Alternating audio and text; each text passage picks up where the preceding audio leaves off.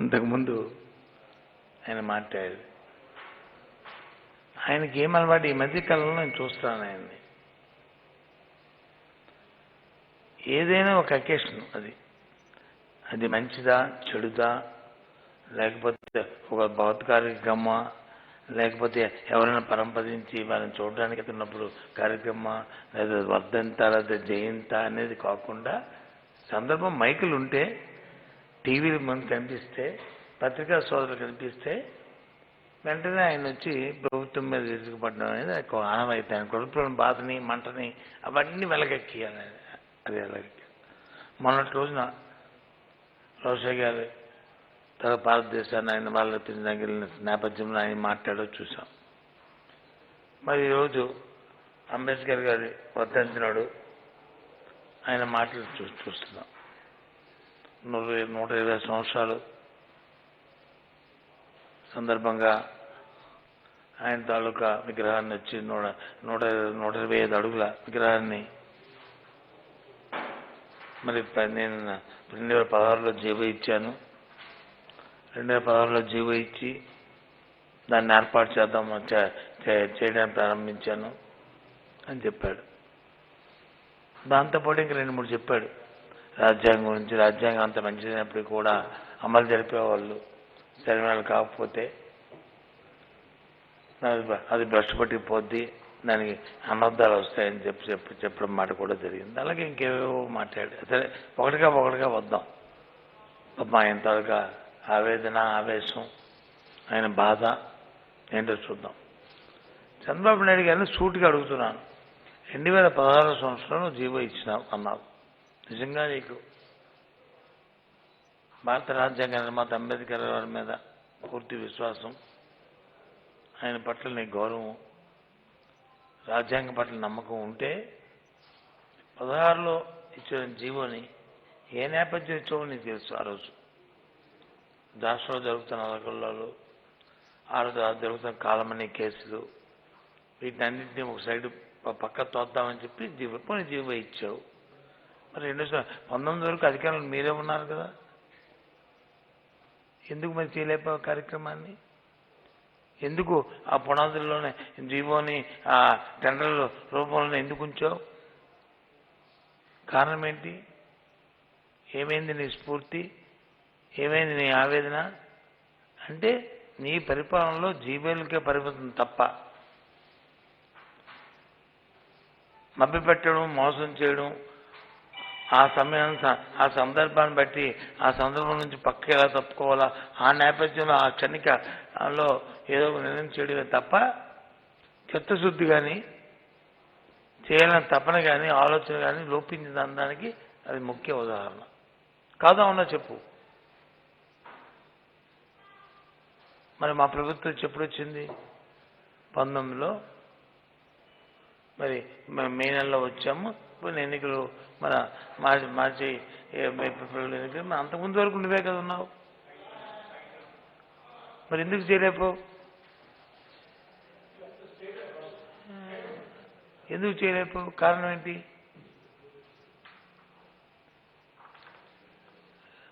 కారణం చెప్పు.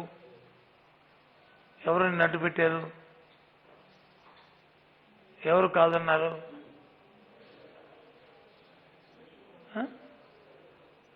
రాజ్యాంగంలో ఎంత మంచిదైనా రాజ్యాంగంలో అది అమలు జరిపేవాళ్ళు సరైన కాకపోతే అనర్థాలు వస్తాయి, భ్రష్టు పట్టుకుపోతుంది, ఇంకా పక్కదారులు దొక్కుతాయి అన్నావు. దానికి కారణం నువ్వే. కాబట్టే ప్రజలు రాజ్యాంగం ఇచ్చిన రాజ్యాంగ స్ఫూర్తితో రాజ్యాంగంలో ఉన్న ఏదైతే చెప్పిన అంశాలు ఏవైతే ఉన్నాయో ఆ స్ఫూర్తిని, ఆ హక్కుల్ని భంగం కలిగించారు. కాబట్టే నీకు వచ్చి వాళ్ళు ఈ స్థితి వచ్చింది. 23 స్థానాలకి నిన్న వచ్చి ప్రజలు వచ్చి కూర్చోబెట్టారు. ఆ స్ఫూర్తి, ఆ రాజ్యాంగ పరిధిలోనే కార్యక్రమాలు చేయాలి, అబండ్ అయి ఉండాలి దానికి అనేది ఉంటే ఎందుకు వస్తుంది? పేదవాడికి కావాల్సిన వారికి కావాల్సిన ప్రాథమిక హక్కులను కాపాడి ఉంటే ఎందుకు వస్తుంది? పేదవాళ్ళ గురించి నువ్వు ఆలోచన చేసుకుంటే నీకెందుకు ఇవ్వాలి ఈ కర్మ వస్తుంది? ఇది వాస్తవం కాదు, అది మళ్ళీ చెప్పాలా ఇవాళ? అడుగడుగునా నువ్వు అధికారం ఉన్న సమయంలో ప్రతి అంశంలోనూ కూడా రాజ్యానికి తూట్లు పొడుస్తూ చట్టాలని అతిక్రమిస్తూ కార్యక్రమాలు చేశావు, వ్యవస్థలన్నీ చేతుల్లో తీసుకున్నావు, అవినీతితో వచ్చి కూరుకుపోయావు. అందుకే కదా కార్యక్రమం జరిగింది. ఇది వాస్తవం కాదా? ఇది నిజం కాదా? ఇది అబద్ధమా? ఇది ఎన్ని సందర్భాలు ఎన్ని ఉన్నాయి నీకు ఉదాహరణలు? ఒకటా రెండా? నీ హయాంలో జరిగిన కార్యక్రమాలు ఏ రకంగా చేసావో? ఓ పార్టీలో గెలిస్తే ఎమ్మెల్యేలని నీ పార్టీలో కలిపి వాళ్ళు మంత్రులు చేసి ఏకంగానా?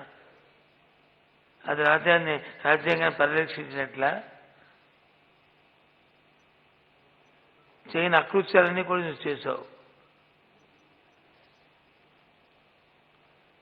ఇదేనా రాజ్యాంగ స్ఫూర్తి? చెప్పండి. అది కాదు కదా.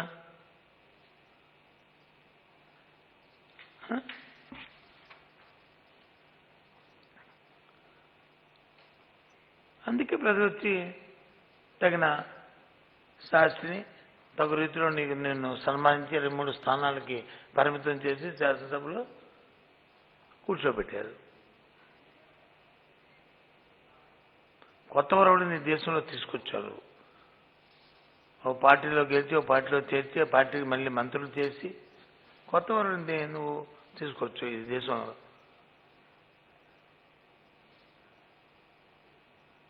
నీలాంటి మరీ దేయాలు వేదాలు వల్లిస్తున్నట్లు ఇవాళ వచ్చి వేదాలు వల్లిస్తుంటే వినడానికి వచ్చి అందరూ చెవుల్లో పువ్వు పెట్టుకుని వింటారనుకున్నావా చంద్రబాబు నాయుడు గారు?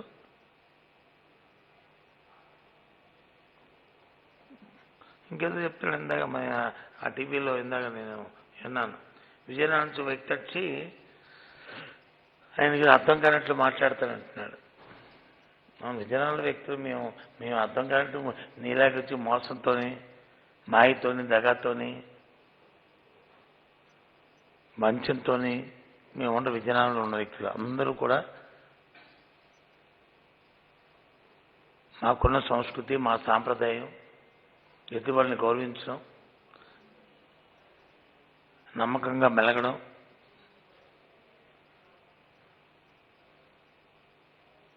ఇచ్చిన మాట నిలబెట్టుకోవడం, ఈ కార్యక్రమాలు చేస్తుంటాం. కానీ నీలాగా దగా వాసం ఆయన చేయమే. నువ్వంటే పెద్ద ఈయన వచ్చి మేధావి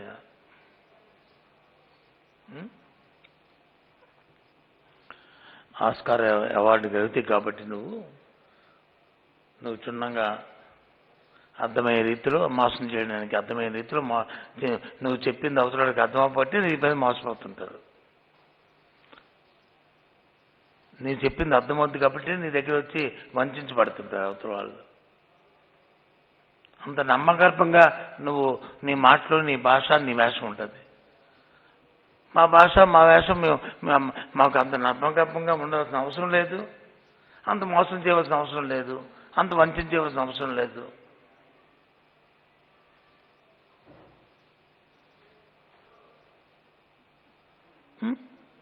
ఏం చంద్రబాబు నాయుడు గారు చెప్పండి. ఓటీఎస్ గురించి మాట్లాడుతున్నాం. ఓటీఎస్ గురించి వన్ టైం సెటిల్మెంట్ ఏదైతే జగనన్న సంపూర్ణ గృహ హక్కు పథకాన్ని మేము పెట్టామో దాని స్ఫూర్తిని ఆ తాలూకా ఆబ్జెక్టివ్ని ఐడియాలజీని ఇంతకుముందు ప్రెస్ మీట్లో చెప్పాను. పాంప్లెట్స్ చేశాము. అవగాహన కల్పించమని వార్డు సెక్రటరీలకి వాలంటీర్స్కి చెప్పాము. ఆ కార్యక్రమం చేస్తున్నాము, అది చెప్తున్నాం. మొన్న ఎక్కడో రోజు కోటబొమ్మలు అనుకుంటా అక్కడ అత్యుత్సాహంతో అవార్డు సెక్రటరీ చేస్తే మేము చర్య తీసుకున్నాం, దాని బాధ జనంలో ఎంక్వైరీ చేయమన్నాము. ఎవరి తాలూకా ప్రారంభంతో ప్రోత్సాహంతో కార్యక్రమం చేశాడో పరిశీలిస్తాం. ఇవాళ ఒక పేపర్లో బొబ్బిల్లో హాస్పిటల్లో ఉంటున్నట్టు ఒక కుర్రాడు ఒక ఫోటో వేశారు. ఎంత మోసం అండి! ఎందుకు అలా చేస్తారు నాకు అర్థం. ఎందుకు అలా ప్రజలను మోసం చేస్తారు? దానికి చంద్రబాబు నాయుడు వెంటనే ప్రెస్ మీట్. రెండో తరగతి చదువుతున్న కుర్రవాడు, రెండో తరగతి మూడో తరగతి చదువుతున్నాడు కుర్రవాడు. శుభ్రం స్కూల్కి కూడా వెళ్తున్న కుర్రవాడు. ఎలాంటి బొబ్బుల్లో మీ విలేకరులు ఉంటే ఫోన్ చేయండి, వాళ్ళు ఏం చెప్తారేనండి. అతనే వీడియో చూడండి, నేను ఒక వీడియో చూపెడతాను, వాళ్ళ అమ్మగారు మాట్లాడిన వీడియో చూస్తానంటే మీరు.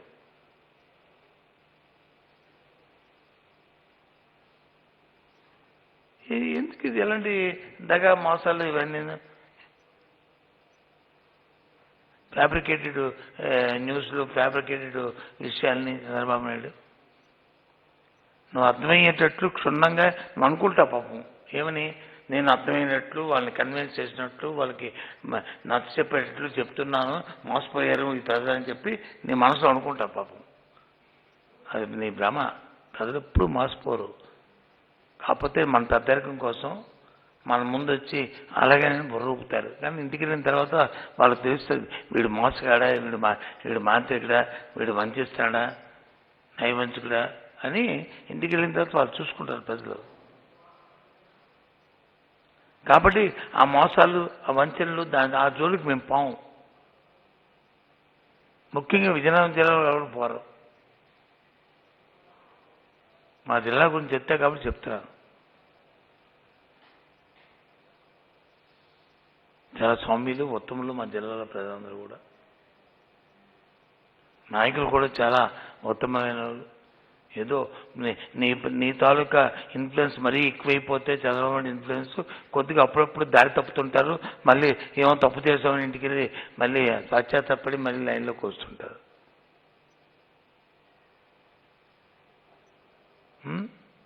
మాట్లాడే ముందు కొద్దిగా నోరు నద్దు పెట్టుకొని జాగ్రత్తగా మాట్లాడడం నేర్చుకోవాలి. నాకు ఉంది, నేను మాట్లాడచ్చు.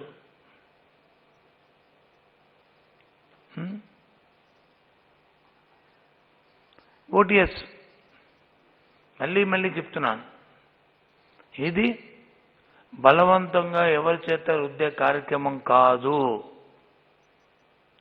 ఎవరైతే స్వతహాగా ముందుకు వస్తారో, నేనుంటున్న ఇల్లుని నాకు దఖలు పడుతుంది, దీని మీద అప్పు 50,000, 70,000, ₹1,00,000, 40,000 ఉంటే అది 10,000 రూపాయలకో, 15,000 రూపాయలకో, 20,000 రూపాయలకో ఆయా ప్రాంతాన్ని బట్టి, గ్రామీణ ప్రాంతం అయితే 10,000, పట్టణ ప్రాంతం అయితే 15,000, కార్పొరేషన్ 20,000 స్వతహాగా సొంతంగా వారికి అది దఖలపడేటట్లు రిజిస్ట్రేషన్ చేసి ఇవ్వబడుతుంది. రిజిస్ట్రేషన్ ఛార్జీలు కూడా ఉచితంగా ఇవ్వబడుతుంది. 7% ఏదైతే రిజిస్ట్రేషన్ చేసినప్పుడు ఉందో ఆ ఛార్జీ కూడా లేకుండా వాళ్ళకి ఇవ్వబడుతుంది అని పదే చెప్తున్నాం. ఎవరైనా అత్యుత్సాహంగా ఏ అధికారులైనా పోతే వాళ్ళ మీద చర్యలు తీసుకోబడతాయనే విషయం కూడా చెప్తున్నాం. ఎందుకంటే ఇది బలవంతంగా రుద్దే కార్యక్రమం కాదు. కానీ సైమిల్టేనియస్గా పేదవాడికి వాళ్ళ సొంత ఇల్లు ఇవ్వాలనేది ప్రభుత్వం తాలూకు ఉద్దేశం. ఇది ఆ ఉద్దేశాన్ని మేము వచ్చి వ్యక్తపరుస్తూ, ఆ ఉద్దేశాన్ని ప్రజల్లోకి తీసుకెళ్తూ, ప్రజలకు అవగాహన కల్పిస్తూ ఆ కార్యక్రమం చేస్తున్నాం. ఇవాళ చెప్తున్నాడు, ఏం చెప్తున్నాడు? నేను వస్తానంట ఉచితంగా 14 సంవత్సరాలు ముఖ్యమంత్రి చేస్తావు. 14 సంవత్సరాలు ఎప్పుడో చేసి పక్కన పెట్టు. మొన్న 5 సంవత్సరాలు చేసావు. మరి ఎందుకు చేయలేకపోయావు? ఎందుకు మానేసావు? అప్పుడు రాజశేఖర గారు ముఖ్యమంత్రి ఉన్నప్పుడు కనీసం ఇంట్రెస్ట్ అయినా సరే ఫ్రీ చేసి అన్నీ తొలగించి చేశారు. ప్రభుత్వం అయితే ఎస్సీబీసీ కార్పొరేషన్ లోన్స్ అన్నింటినీ కూడా ఆయన అయితే వేవ్ చేశాడు. ప్రభుత్వం తాలూకా వాటంతా ప్రభుత్వం కట్టేట్టు చూశాడు. SC ST BC minority loans అని కార్పొరేషన్ లోన్స్ అన్నీ కూడా నీకు జ్ఞాపకం ఉందా చంద్రబాబు విషయం? మరి నీ హయాంలో 5 సంవత్సరాలు ఎందుకు చేయలేకపోయావు? ఎందుకు నీకు ఆ థాట్ ఎందుకు రాదు? అసలు ఇచ్చిన మాటను నెరవేర్చుకోదు. మా మహిళా తల్లిని అక్కల్ని చెల్లెల్ని మోసం చేసావు. నిన్ను రుణమాఫీ చేస్తానని చెప్పని నీకెందుకంటే పేదవాడి తొలగ కష్టం, పేదవాడి తొలగ ఆకలి, పేదవాడి తొలగ బాధ నీకు అక్కర్లే. నీకు కావాల్సిన విషయం ధనవంతులు పెద్దవాళ్ళు ఇందమ్మంటే అందమ్మంటే నీకు ఏది ఇస్తే వాళ్ళ దగ్గర నుంచి చేతి తీసుకుందాం అనే తత్వం నీది. దాని గురించి ఆలోచిస్తే మనస్తత్వం నీది. సో కాబట్టి ఇవన్నీ రావు.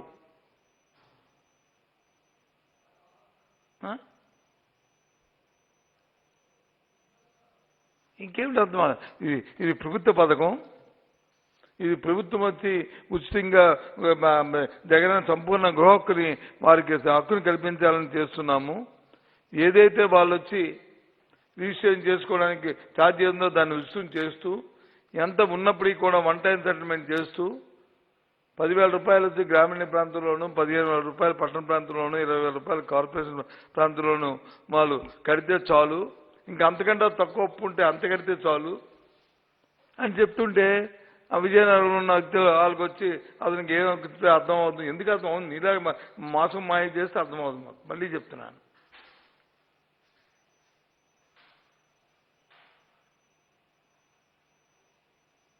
నేను ఇప్పుడు మొన్న 4 రోజుల కింద 5 రోజుల కింద రాజమండ్రి బుచ్చి చౌదరి అనుకుంటున్నాను, అతనే ఏదో మాట్లాడాడు. బస్సా గారు వచ్చి అబద్ధం చెప్తున్నాడు, ఆయన రాజీనామా చేస్తాడని. ప్రభుత్వాలు రాజీనామాలు గవర్నమెంట్లో సంగతి పక్కన పెడతాం. చౌదరి గారు మీరు సీనియర్ శాసనసభ్యులు, మీరు ఎన్టీ రామారావు ఉన్న దగ్గర నుంచి శాసనసభ్యులు ఉన్నట్టున్నాను నువ్వు.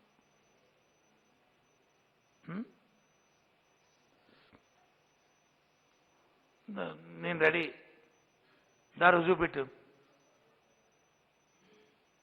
ఎందుకంటే నీతో నేను ఛాలెంజ్లు, నీతో నేను పంతాలకి నేను ఎప్పుడు అలాంటి మాట్లాడను. కానీ రుజువు పెట్టు నా వ్యక్తిత్వం అది.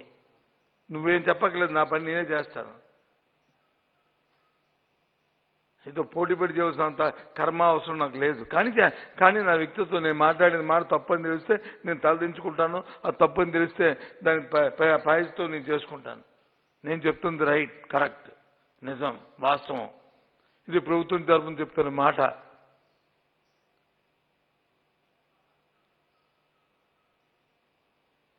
నీ తెలుగుదేశం పార్టీ లాగా మోసం చేసి, దగా చేసి, మాయ చేసే పార్టీ కాదు. మీరు అప్పుడు చేస్తున్న ప్రభుత్వం లాంటి ప్రభుత్వం ఈ ప్రభుత్వం కాదు. ఎంత డైరెక్ట్గా నా పేరు పెట్టి అబద్ధాలు మారుతా అంటున్నావు? ఏం అబద్ధం చెప్పు, నాకు తెలీదు. లేదు ఏదైనా ఫారంకి ఏటీవీ ఫారం తీసుకుని నన్ను తీసుకుని డిబేట్కి చెప్పమనండి. 2-3 ఛానల్స్ అన్ని కలిపి కంబైన్ ఒక డిబేట్ పెట్టండి ఆయనకి నాకును. ఆయన రాజీనామా చేయాలో నేను రాజీనామా చేయాలో తెలుస్తాను. ఎందుకది? ఆ వయసుకి, ఆ అనుభవానికి నీ అభిప్రాయం ఏదైనా మీ నాయకుడు ఏదైనా నీకు ఒక సీట్ ఇచ్చి ఇది మాట్లాడని చెప్పిన ఆ పసుపుకైతే ఇస్తే పసుపుకైతే మాట్లాడు, తప్పు కాదు. మాట్లాడుకో, తప్పు కాదు. ఆ ఉన్నదేదో నీ పార్టీ అభిప్రాయాన్ని, నీ అభిప్రాయాన్ని చెప్పుకో.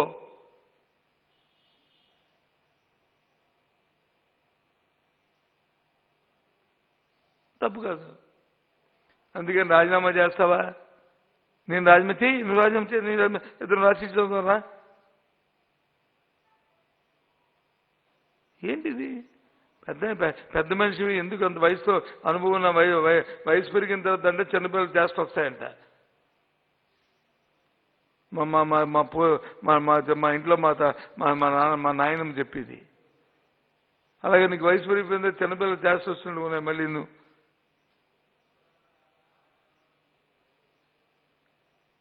స్పెసిఫిక్ చెప్పు. ఆ రోజు కోటబొమ్మలే ఊరి పేరు, కోటబొమ్మలో జరిగిన అంశాన్ని వాళ్ళు చెప్పాము, అది మేము చర్య తీసుకున్నాము అని చెప్పాము, అయిపోయి. కాదు ప్రభుత్వం తరఫున ఎవరిని ఇచ్చాము.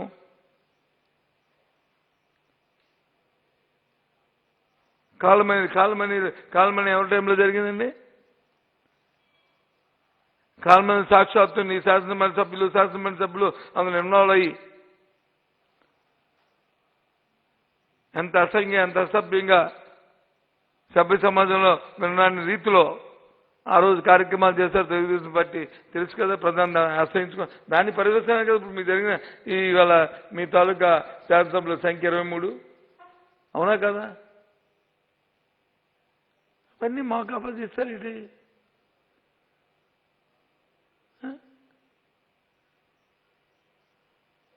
ఇది చదువు చెప్తారు ఏదో 3 గుర్తులు మన జగనన్న పథకానికి వచ్చి ఇది ఈ రకంగా డాక్యుమెంట్ ఇస్తున్నారు, 3 రంగులు వేసేస్తున్నారని. ఒక్కసారి చంద్రబాబు నాయుడు యాక్సరీ చూసుకో. ఎందుకంటే గులివెందుగా మచ్చు టైప్ మీది. గులివెందు కింద వచ్చి మీద తెల్లగా ఉంటాయి అంతా ఇంటికి అంటే వచ్చిన రకాల అంతా రిక్కలంతా కింద వచ్చి నల్లగా ఉంటుంది. ఆ నల్లపోతుంది తెలియదు. ఆ రోజు నువ్వు అధికారంలో ఉన్నప్పుడు నువ్వు ఇచ్చిన ప్రతి పేపరు పచ్చ కవర్లో ఉన్నట్టు పచ్చగా తప్ప ఇంకే కలర్ ఉందా?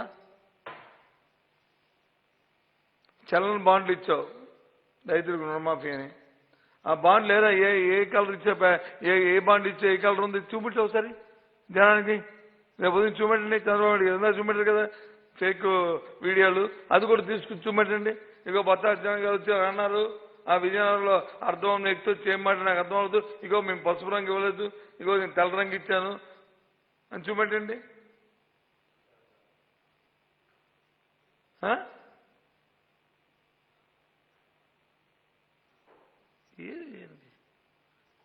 షేర్వాల్ టెక్నాలజీ తీసుకొచ్చాను, టిట్కో ఇల్లుకి వచ్చి చెప్పాడు.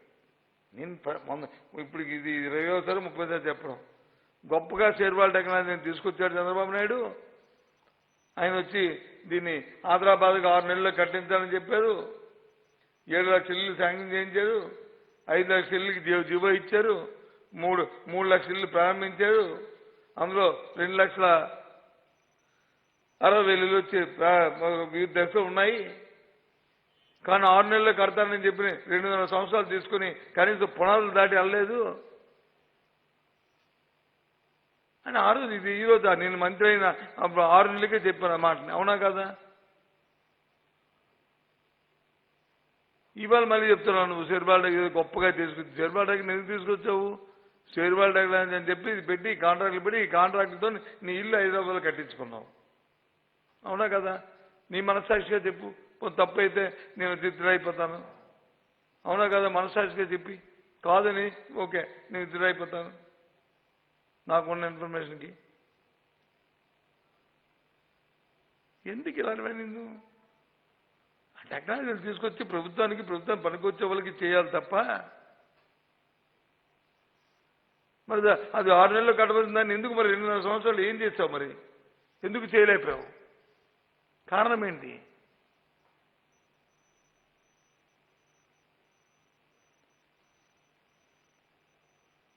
ఇవి వచ్చి జగన్మోహన్ రెడ్డి గారు పాదయాత్రలో చెప్పినట్టు అందులో 300 ఏదైతే ఎస్ఎఫ్టీ ఉందో అది వచ్చి ఫ్రీగా ఇస్తానని చెప్పారు. ఇవాళ ఫ్రీగా దాన్ని ఇస్తున్నాం. మనం నేను వెళ్ళాను ఎక్కడికి నెల్లూరులో హ్యాండ్ ఓవర్ చేయడానికి వెళ్ళాము. ఆ రోజు ఇనిషియేట్ చేశాను. ఇక ఆ రోజు చెప్పినట్టే 6 నెలల లోపల అవన్నీ ఇస్తామని చెప్పి ఆయన 6 నెలల లోపల ఫస్ట్ ఫేజ్ 90,000 ఇళ్ళని అందరికీ అందుబాటులో తీసుకొస్తున్నాం. 300 అయితే ఫ్రీ, 365 అయితే బ్యాంక్ టైప్ చేసి 435 అది కూడా బ్యాంక్ టైప్ చేసి అప్ ఫ్రంట్ కట్టవలసిన ₹1,00,000 50,000 కడుతున్న 25,000 మిగతా 50,000 50,000 ప్రభుత్వమే దాన్ని అనుభవించుకుంటూ భరిస్తూ కార్యక్రమం చేస్తున్నాం. ఇది వాస్తవం కాదా? కేంద్ర ప్రభుత్వం వచ్చి ₹1,80,000 ఇస్తే మిగతా ఇన్ఫ్రాస్ట్రక్చర్ అంతా కూడా రాష్ట్ర ప్రభుత్వమే మరి భరిస్తూ కార్యక్రమాన్ని చేస్తున్నాం.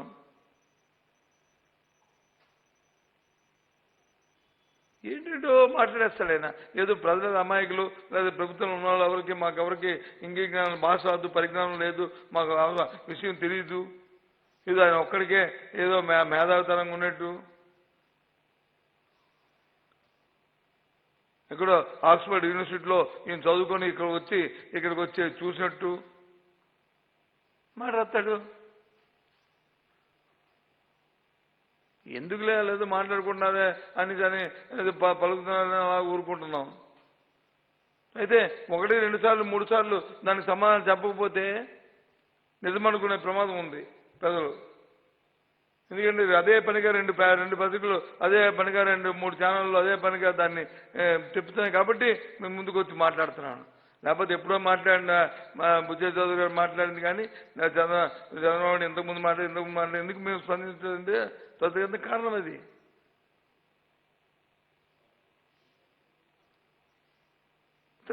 పాంప్లెట్లు వేసి ఇవాళ అడ్వర్టైజ్మెంట్ ఇచ్చాం, ఇంకో పాంప్లెట్ ఇది కాదు, ఇది వాస్తవం కాదా?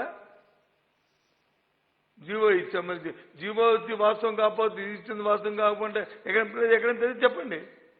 ఇవాళ బొబ్బులేదు ఫేక్ ఇచ్చారు. జిల్లా కలెక్టర్ అడగండి.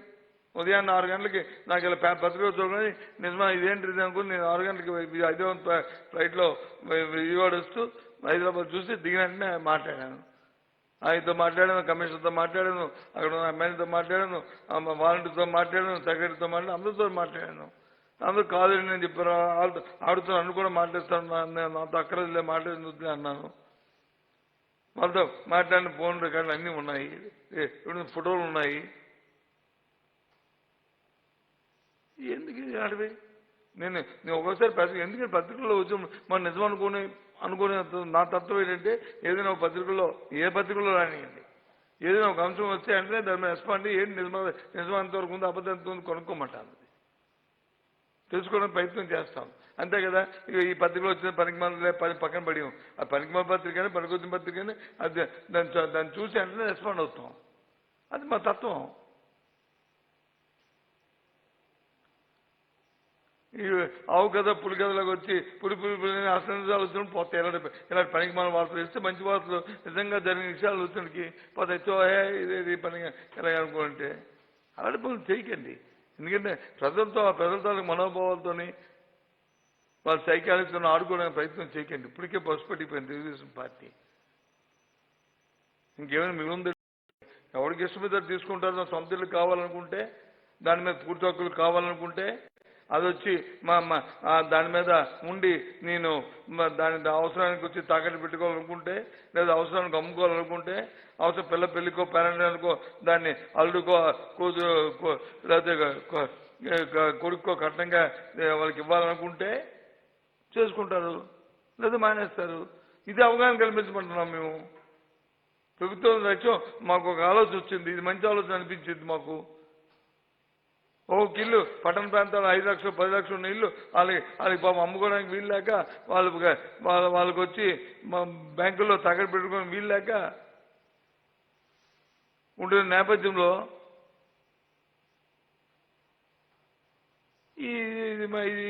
ఇది ఒక మంచి కాదు, ఒక సూచనగా మా దృష్టిలోకి వచ్చింది. అది ముఖ్యమైన దృష్టిలో పెట్టాము. అందరం క్షుణ్ణంగా పరిశీలన చేస్తాం. దాన్ని ఈ నిర్ణయం తీసుకున్నాం, జీవో ఇచ్చాము. సాయంత్రం నా అతను కూడా చెప్పండి, సాయంత్రం జీవనానికి దేనికి ఇది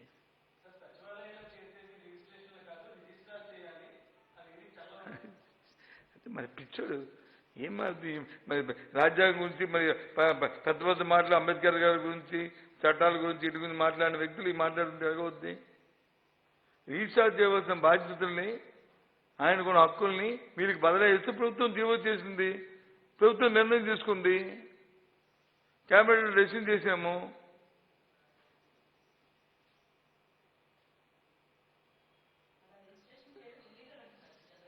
ఇల్లీగల్ ఈయన ఒకటి చెప్పడానికి ఒక ఇల్లీగల్ అయితే కోర్టుకి వెళ్ళాము. కోర్టు కాదనుకుంటే మళ్ళీ చూస్తాము. రాజ్యాంగ స్ఫూర్తితో రాజ్యాంగబద్ధంగా ఒకటమ్మా, జీవో అనేది చట్టానికి లోపడి ఉంటుంది. మనం చేస్తున్న క్యాబినెట్ తీసుకున్న నిర్ణయాన్ని చట్టం చేస్తాం, చట్టం లోపడి జీవో ఇస్తాం. చట్టాలు అనేవి రాజ్యాంగ కాన్స్టిట్యూషన్ లోబడి చేస్తాం ఆ స్ఫూర్తితో. దేనికి కాంట్రాక్టరీ వచ్చినా అవి న్యాయస్థానంలో నిలబడవు, దాని లోపలి చేస్తాము. ఈయన వచ్చి కాదు అంటే ఇంతవరకు అన్నిటికీ కోర్టుకు వెళ్ళిపోతుంది కదా, దీని మీద కోర్టుకు వెళ్తాడు, మానేస్తాడు, వద్దని మానేస్తాడు ఆయన. చెప్పు, ఆయనకి ఏదైనా అభివృద్ధి జరిగితే, ఏదైనా పేదవాడికి ఒక మంచి జరిగితే వెంటనే కోర్టులో స్టే చేయడమే కదా ఆయన ద్వారా ఆనవాయితీ. ఆయనకున్నది ఒకటే కదా. ఆయనకున్నది చంద్రబాబు నాయుడికి అనంతపెట్టిన విద్య.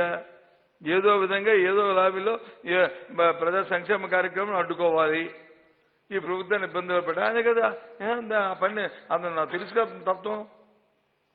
ఇప్పుడు చూస్తున్నాను, చిన్నప్పటి నుంచి చూస్తున్నాం. ఏదో స్వామి చెప్పినాడు, మేనల్డ్ తాలూకు పుట్టుకొచ్చి మేనమామ లేదండి. ఆయన చిన్నప్పటి నుంచి మేము చూస్తున్నాము రాజకీయాలు. నాకంటే ముందు ఆయన రాజకీయాలు ఉన్నప్పటికీ కూడా మేము రాజకీయాలు వచ్చిన దగ్గర నుంచి కూడా ఆయన తత్వాన్ని చూస్తున్నాము, ఆయన మనస్తత్వాన్ని చూస్తున్నాము, ఆయన ఆలోచనలు చూస్తున్నాము. ఏ ప్రభుత్వంలో కూడా అందుకే నేను చెప్తున్నాను, ఇన్ని సంవత్సరాలు ముఖ్యమంత్రి చేసిన వ్యక్తి ఇది నా పేటెంట్ అని ఏ ఒక్క కార్యక్రమాన్ని చెప్పనండి. ఇందాక మాట్లాడు, నేను చూశాను అందులో ఎంతసేపు ఎన్టీ రామారావు గారు చెప్తున్నాడు. సంతోషం, మహానుభావుడు ఎన్టీ రామారావు, మేము కాదనలేదు. ఎందుకంటే పేదవాడి గురించి ఆలోచించినాడు, మధ్యతరగతి గురించి ఆలోచించినాడు, వ్యవస్థ గురించి ఆలోచించినాడు, ఎప్పుడు మహానుభావులే. ఎన్టీ రామారావు గురించి కానీ, రాజశేఖర గారి గురించి కానీ వీళ్ళందరూ మహానుభావులే, కాదని మేము అనలేదే. ఆ స్ఫూర్తితో వచ్చిన, ఆ స్ఫూర్తితో ఉన్నవాళ్ళు, ఆ స్ఫూర్తితో ఉన్న పార్టీలు అవి కొనసాగించాలి.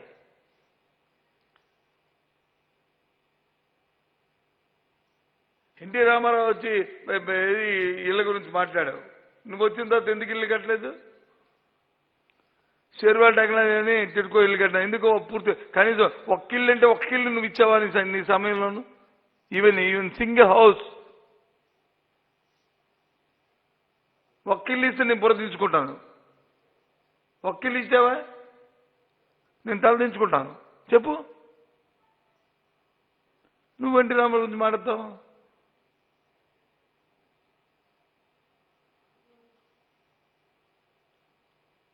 ఆయన 2 రూపాయలు బియ్యం ఇచ్చానని చెప్పు, ఓకే సంతోషం. ఈ రాష్ట్ర ప్రజలు ఎవరు కూడా మర్చిపోలేదు. తర్వాత రూపాయి అయినప్పుడు కూడా రామారావు పెట్టింది అని జ్ఞాపకం అందరికీ ఉన్నది. నువ్వు వచ్చిన తర్వాత ఏమి ఇచ్చావు చెప్పు, ఏం చేసావు చెప్పి రాష్ట్రానికి. మేము చెప్తున్నాం, స్వర్గీయ రాజశేఖర గారు ఉన్నప్పుడు ఆయన స్ఫూర్తితో ఈ రాష్ట్రంలో చిత్తూరు ఇచ్చాడు. నువ్వు బట్టలు ఆరబెట్టుకుంటావు అని, వైర్ల మీద బట్టలు ఆరబెట్టుకోవాలని, తిగిల మీద బట్టలు ఆరబెట్టుకోవాలని చెప్పావు. నువ్వు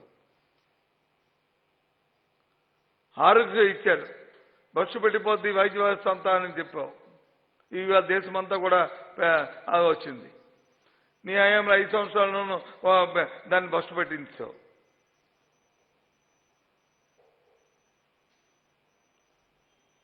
ఇలా హట్లెస్ స్టేట్గా ఆంధ్ర ఉమ్మడి ఆంధ్రప్రదేశ్ ఉండాలని చెప్పని పురిపాకలతో మురికి కోపంతో ఉంటున్న గ్రామాల్లో నుంచి మంచి వాతావరణం రావాలి, పట్టణంలో రావాలని చెప్పని ఇందులో మా గృహ పథకాన్ని తీసుకొచ్చి సుమారు 26 లక్షల ఇళ్ళు వచ్చి 2 సంవత్సరాల్లో కట్టించాడు రాజశేఖర రెడ్డి గారు. నేను ఆ రోజు మంత్రిగా ఉన్నాను. పెద్ద మంచి అద్భుత అవకాశం నాకు దక్కింది ఆ రోజు ఆయన మంత్రివర్గంలో మంత్రిగా. నువ్వు వచ్చి నువ్వు 5 సంవత్సరాలు మన 5 సంవత్సరాలు ఏం చేస్తామని చెప్పు. ఎన్టీ రామారావు దించేసి ఎండిపోయి పరిస్థితి వచ్చిన తర్వాత ఏం చేస్తే ఈ రాష్ట్రానికి చెప్పు.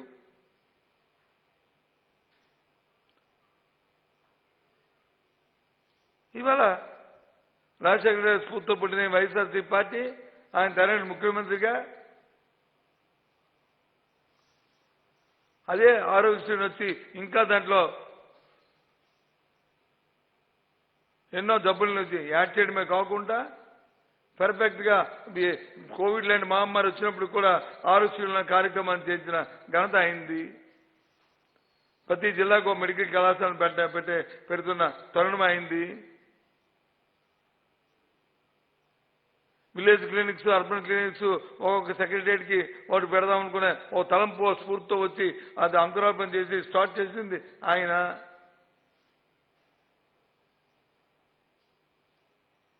విద్యారంగంలో సమూలమైన మార్పులు తీసుకొచ్చి నాడు నేడు పెట్టి స్కూల్స్ని పరిశుభ్రంగా ఉంచుకుంటూ ఈ కాన్వెంట్ కంట ప్రభుత్వ స్కూల్కి వెళ్ళాలని చెప్పని దాని తాలూకా వస్తున్న అడ్మిషన్ శాతాన్ని పెంచింది ఇవాళ జగన్మోహన్ రెడ్డి గారు.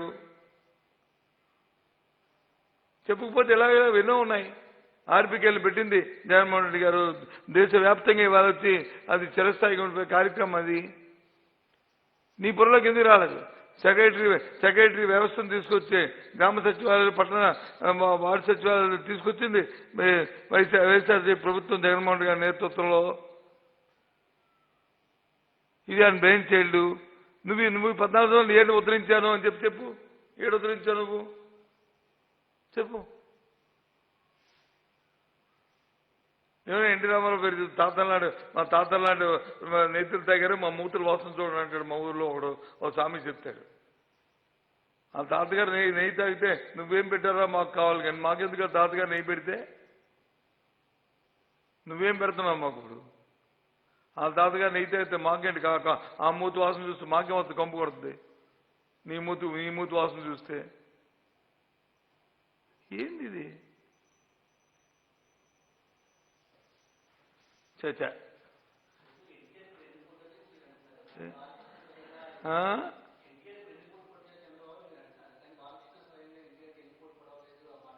సరేలే. తండ్రి వచ్చి ఆయన పక్కన సొంత బియ్యం కొన్ని వచ్చి పొడిచాడు నొప్పుకుంటాడు అంటాడా? పిల్లనిచ్చుకున్నవాడు అంతేనే. పిల్లనిచ్చుకున్న వ్యక్తి పిల్లనిచ్చుకున్న వ్యక్తి వచ్చి ఎలాగంటాడండి? తండ్రి పాపం లేడు. తండ్రి ఉంటే అంటాడు ఏదో, అతను లేడు, అతనే పాపం ఆయన ఆత్మ ఎక్కడుందో ఆ శాంతి చేకూరని అనుకుని ఆయన ఎక్కడో ఏ లోకంలో ఉన్నారు ఆయన. ఇప్పుడున్న ఎదురుగా ఉంటున్న బియ్యంకొని వచ్చి కాదు అనగలరా చెప్పండి? మన హిందూ సాంప్రదాయం ఎన్ని తప్పులు చేసినా తప్పదు కదా పిల్లనిచ్చుకున్న తండ్రికి. మన హిందూ సాంప్రదాయం ఉంది కదా, అదే ఆ సాంప్రదాయం ప్రకారం బాలకృష్ణ గారు కూడా అదే సాంప్రదాయంలో ఉన్నాం. ఆయన ఇంకేమున్నాయి? ఇంకేం లేవా మీకు మెసేజ్ ఇవి అడగండి నేను చెప్పని.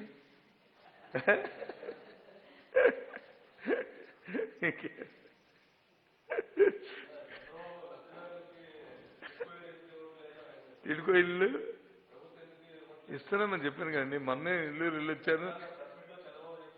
అదే చెప్పిందే చెప్తాను బాబు. ఆయన అనలేదు ఆయనకు ఒక అలవాటు ఏంటంటే ఆయన తెలుసు ఆయనకి, కానీ ఊరికి తెలియని నటిస్తూ దమాయిస్తాడు. లేదు అంటే విషయం తెలుసుకుంటాడు, ఇంకెలాగా రేపు ఇచ్చేస్తాడు కాబట్టి వీళ్ళు అని ముందు రోజే మాట్లాడేస్తాడు. ఎందుకు ఇవ్వట్లేదు అంటే నేను చెప్తారు ఇచ్చారు అనే ఫీలింగ్ కోసం. నేను నెల్లూరు వెళ్ళాను, ఇందాకే మీద మాటలు చెప్పాను. నెల్లూరులో నుంచి ప్రారంభం చేశాను. ముఖ్యమంత్రి గారు ఆదేశించారు. 6 నెలల్లో 90,000 ఇళ్ళు ఇవ్వాలని చెప్పారు. వాటిని మొదటి వచ్చి నెల్లూరు ఇచ్చాను. రేపు వెళ్ళండో ఈస్ట్ గోదావరి వెస్ట్ గోదావరి లేకపోతున్నాము. అలా జిల్లాలో ఎక్కడైతే 70% అబౌవ్ కంపిటీషన్లకు వచ్చే వాటికి ఇన్ఫ్రాస్ట్రక్చర్ కూడా కంప్లీట్ చేసి మౌలిక సదుపాయాలు కల్పించి వాళ్ళకి హ్యాండ్ ఓవర్ చేస్తున్నాము అని చెప్పి ఇందాకే చెప్పాను కదా. అప్పుడే 3 నెలలు ఇంకో 3 నెలల్లో మార్చి లోపల ఇస్తామని ఆ రోజే ప్రకటించాను. దాని మీద కట్టుబడి ఆ పని అవుతుంది. నేను అడుగుతుంది ఎందుకంటే 6 నెలల్లో కట్టే టెక్నాలజీ మహా అద్భుతమైన టెక్నాలజీ తెచ్చాను. భారతదేశంలోనే ప్రపంచం ఎక్కడ టెక్నాలజీ తెచ్చిన వ్యక్తివి మరి ఎందుకు నీ హయాంలో కిల్లు కూడా వెళ్ళిపోయావని అడుగుతున్నాను. ఎందుకు చేయలేదని అడుగుతున్నాను. ఆ టెక్నాలజీని తీసుకెళ్ళి నువ్వు హైదరాబాద్ ఇంటికి ఉపయోగించుకున్నావు. అది నిజమా కాదా? అది వాస్తవంగా చెప్పండి. ఆయన రేపు కాదు నా ఇల్లు ఆ టెక్నాలజీ కట్టలేదని చెప్పనండి.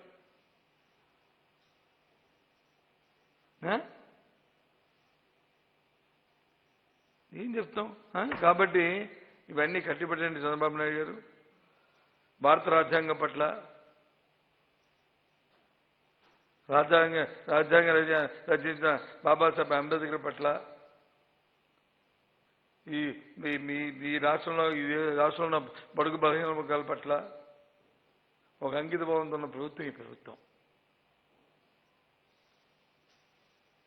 అలాగే మా చంద్రబాబు నాయుడు అనుకుంటూ మా విజయనగరం ప్రజలు నాయకులు అందరం కూడా గౌరవంతో గౌరవభావంతో ఒక మంచితనంతో మోసం దగా వంచన అనే మాటలకు తావు లేకుండా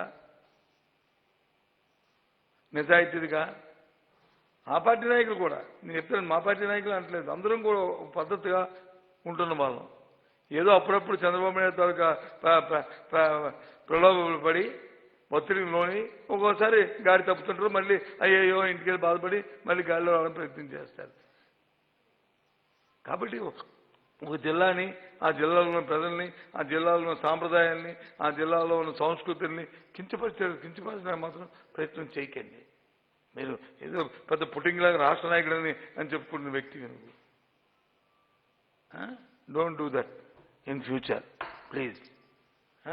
సో కాబట్టి ఈ ఏదైతే వన్ టైం ఓటీఎస్ ఉందో, మా జగనన్న సంపూర్ణ గృహ హక్కు పథకం ఉందో, ఇది మళ్ళీ చెప్తున్నాను, ఇది స్వతహాగా ఎవరైతే ముందుకు వస్తారో వాళ్ళకి ఈ పథకాన్ని అన్వయించాలని.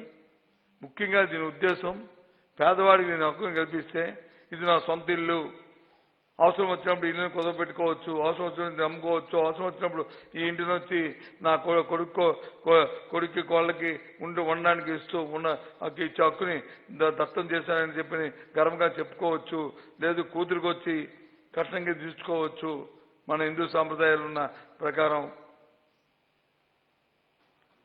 దానికి పనికొస్తుందనే ఒక భరోసా కల్పించడానికి మా ముఖ్యమంత్రి గారు తీసుకున్న నిర్ణయం ఇది. దయచేసి దీన్ని తూట్లు పడడానికి, దీనికి వంకర భాషను చెప్పి లేని కల్పించడానికి నేను వస్తూ ఉచితంగా ఇస్తాను, ఉచితంగా ఇచ్చావో సచ్చావో తెలుసు, 14 సంవత్సరాలు ఏం వెలగబెట్టావో తెలుసు, 5 సంవత్సరాలు ఏం చేసావో తెలుసు, ఇచ్చిన మాటల్ని చిల్లమ్మల్ని ఏ మాదిరిగా మోసం చేస్తావో వాళ్ళకి తెలుసు. కాబట్టి అలాంటి కట్టుబెట్టండి. బుచ్చ చౌదరి గారు లాంటి పెద్ద వయసు మీద పెద్దవాళ్ళకి వచ్చి పంతాలకి పట్టింపులకి నీ భాష్యం, నీ బాధ, మీ నాయకులు చెప్పిన మాటలు ఏమంటే చెప్పించుకో, నాకు అభ్యంతరులే. కానీ ఛాలెంజ్లు చేసి నువ్వు రాజీనామా చేస్తావా, నేను రాజీనామా చేస్తాను, ఈ ఛాలెంజ్లు మానేయండి. మాకు ఆ ఛాలెంజ్లు కాదు. లేదు నిజంగా నీకు ఆ తాపత్రయం ఉంటే రేపు నువ్వు రాసిస్తే నేను రాసిస్తాను, చూసుకుందా, నాకే పర్లేదు. కానీ నేను దానికి తయారుగా లేను. నేను ఈ ఛాలెంజ్లకు దూరం. ఇవి తగదు. కానీ బుచ్చయ్య చౌదరి గారు చెప్పేది మళ్ళీ అలాగంటే వెనక్కి వెళ్ళిపోవాలనుకోండి, పొరపాటు బుచ్చయ్య చౌదరి గారు తప్పు అవన్నీ పెట్టుకోగానే. అందుకని నేను 4 రోజులు నేను స్పందించలేదు. తెలుసో తెలియకో ఏదో ఎందుకంటే ఇందాక చెప్పాను కదా, మా వయసు మిరిగిపోయిన తర్వాత చిన్నపిల్లలు తన బుద్ధులన్నీ వస్తాయని. ఆ బుద్ధులు వచ్చి ఉంటాయి అని అనుకున్నాను. కానీ మీరు అడుగుతున్నారు కాబట్టి చెప్పక తప్పదు. దయచేసి అవన్నీ కాదు. ఈ ప్రభుత్వం పేదల పట్ల, మధ్యతరగతి వారి పట్ల సంపూర్ణంగా వారి హక్కులు కాపాడి వారి సంక్షేమానికి ఉంటున్న ప్రభుత్వం మా ప్రభుత్వం.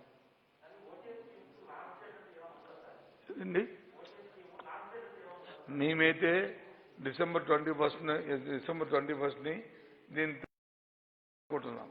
కానీ మాకు వస్తున్న విన్నపాలు ఏంటంటే డిసెంబర్ 21 కాదు, కొంతవరకు ఇంకా కొంత సమయం ఇవ్వండి అంటున్నారు. అది పరిశీలనలో ఉంది.